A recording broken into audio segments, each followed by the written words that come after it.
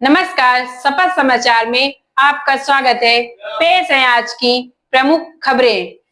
UP के सहारनपुर में उत्तर प्रदेश के उप मुख्यमंत्री केशव प्रसाद मौर्य ने माता प्रसाद महेश्वरी सभागार में भगवान बिरसा मुंडा जयंती के अवसर पर आयोजित जनजातीय गौरव दिवस कार्यक्रम को संबोधित किया। कार्यक्रम के बाद सर्किट हाउस में आयोजित प्रेस वार्ता में उन्होंने बिहार चुनाव और आतंकवाद पर बड़े बयान दिए। कहा कि बिहार चुनाव में सरकार को ऐतिहासिक जीत मिली है। उन्होंने विपक्ष पर हमला बोलते हुए कहा कि गठबंधन करने वाले लोग परास्त हो गए। बिहार की जनता से बता दिया गया कि सरकार उनके साथ है और उनकी हर उम्मीद को पूरा किया जाएगा। उन्होंने राहुल गांधी, अखिलेश यादव और तेजस्वी यादव पर निशाना साधते हुए कहा कि तीनों की तिगड़ी कुछ नहीं कर पाई। उन्होंने दावा किया कि 2027 के चुनाव में भी भाजपा बम पर जीत दर्ज कराएगी। उप मुख्यमंत्री ने कहा कि 2047 तक भारत को विकसित राष्ट्र बनाना लक्ष्य है। गरीबों को समृद्ध बनाने और हर घर तक सरकारी योजनाओं के लाभ पहुंचाने के लिए सरकार लगातार काम कर रही है। बिहार में रोजगार देने और चुनावी वादों को पूरा करने की भी उन्होंने प्रतिबद्धता जताई। उन्होंने यह भी कहा कि पढ़े लिखे युवाओं का आतंकवाद में शामिल होना बेहद चिंताजनक और गंभीर विषय है। खुफिया एजेंसियां और पुलिस पूरी तरह ताकत से इस नेटवर्क को तोड़ने में लगी हुई है। यूपी में पकड़े गए आतंकवादियों के सवाल पर केशव प्रसाद मौर्य ने कहा कि देश की सुरक्षा एजेंसियां और इंटेलिजेंस काम कर रही है, इसलिए इन आतंकवादियों को पकड़ा गया है। उन्होंने कहा कि अपने देश की सुरक्षा एजेंसियां पर भरोसा रखिए और वह ऐसे लोगों को उसे अंजाम तक पहुंचाएंगी आप सोच भी नहीं सकते। सपा समाचार ब्यूरो। दिल्ली में भी भारतीय जनता पार्टी की प्रचंड बहुमत से सरकार बनी और श्रीमती रेखा गुप्ता जी वहां मुख्यमंत्री बनी। और अभी कल ही राजनीति की मतलब भारत को कहा जाता है लोकतंत्र की जननी, और वह स्थान बिहार में ही है। और बिहार विधानसभा का ऐतिहासिक चुनाव संपन्न हुआ और उसमें बिहार के इतिहास की एनडीए ने दूसरी सबसे बड़ी विजय प्राप्त की है। 2010 में हम 206 सीटें जीते थे। इस बार 4 सीटें हमारी कम रह गई, इसका हमें मलाल जरूर रहेगा, लेकिन 202 सीटों के साथ ऐतिहासिक विजय हम लोगों को मिली है।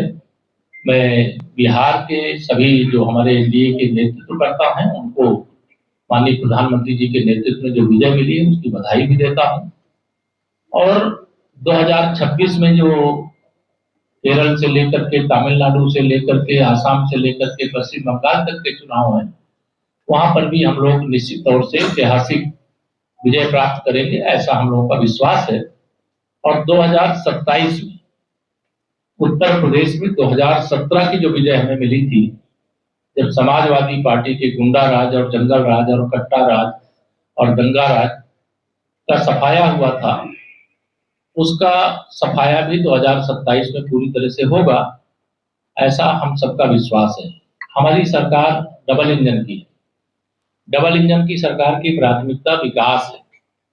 और विकास ऐसा नहीं कि केवल सड़क बनाने का काम हुआ है, हर घर तक बिजली भी पहुंचाने का काम हुआ है, हर गरीब को दवा की भी सुविधा देने का काम हुआ है। जिनके दोनों समय भोजन के अभाव थे उनको प्रधानमंत्री गरीब कल्याण योजना से राशन देने का काम भी हुआ है। प्रधानमंत्री और मुख्यमंत्री आवास योजना से आवास की सुविधा देने का भी काम हुआ है। प्रधानमंत्री उज्ज्वला योजना से गैस का कनेक्शन देने का काम भी हुआ है। ऐसी अनेक विकास योजनाओं को इसमें हम दावे के साथ कह सकते हैं कि उत्तर प्रदेश हो चाहे देश हो, हर परिवार तक डबल इंजन सरकार की कोई न कोई योजना का लाभ पहुंचा है। और पूरी ईमानदारी से भ्रष्टाचार मुक्त भारत बनाने के लिए, भ्रष्टाचार मुक्त उत्तर प्रदेश बनाने के लिए हमारी सरकार सेवा कर रही है, आगे करेगी। अभी मैंने यहाँ समीक्षा किया है, समीक्षा में आवश्यक जो विकास कार्य है उनको आगे बढ़ाने का निर्देश दिया है, तो उसकी सूचना अधिकारी आप सबको सूचना की कॉपी उपलब्ध करा देंगे। लेकिन हमारी प्राथमिकता यही है कि सहारनपुर विकास की दृष्टि से भी, रोजगार की दृष्टि से भी, कानून व्यवस्था की दृष्टि से भी, विकास की दृष्टि से भी मॉडल बने और पूरा प्रदेश का जो और अन्य 74 जिले हैं वहां इस मॉडल की कॉपी करें, ऐसी हम लोग आशा करते हैं। और इस देश के 3 नेता एक तो कांग्रेस के श्री राहुल गांधी और उत्तर प्रदेश में एक उनके जोड़ीदार हैं पूर्व मुख्यमंत्री श्री अखिलेश यादव, और उन्हीं की जोड़ी में शामिल हो गए थे श्री लालू प्रसाद यादव के बेटे श्री तेजस्वी यादव। यह लोग सोचते हैं कि काम भारतीय जनता पार्टी के बूथ अध्यक्ष से लेकर के हमारे राष्ट्रीय अध्यक्ष तक करें और चुनाव में जीत कांग्रेस की हो जाए, सपा की हो जाए, राष्ट्रीय जनता दल की हो जाए, वह असंभव है। हम लोग जनता के बीच में सेवा करते हैं, मेहनत करते हैं, काम करते हैं, तो जीत हमारी होगी। फर्जी आरोप लगाना, और वह युग चला गया कि आप जाति में चिंता का विषय है और आतंकवाद के फन को कुचल दिया जाएगा, आतंकवाद मुक्त भारत बना दिया जाएगा जैसे नक्सलवाद मुक्त भारत हुआ है। ये चिंता की बात है कि हम लोगों की अपेक्षा ये है कि जो पढ़े लिखे लोग होते हैं वो गलत रास्ते पे नहीं जाते हैं, लेकिन यह पूरे समाज को सजग और सावधान रहना चाहिए और ऐसे लोगों पे नजर रखना चाहिए। और कोई भी ऐसी सूचना मिले तो सरकार को गोपनीय तौर से, पुलिस को गोपनीय तौर से अवगत कराना चाहिए। लेकिन देश का दुश्मन किसी भी बिल में कुछ घुसा होगा, आप विश्वास रखिए हमारी सुरक्षा एजेंसियां उनको पाताल से भी खोज करके उनको उनके अंजाम तक पहुंचा देंगे। आप देख रहे हैं शपथ समाचार।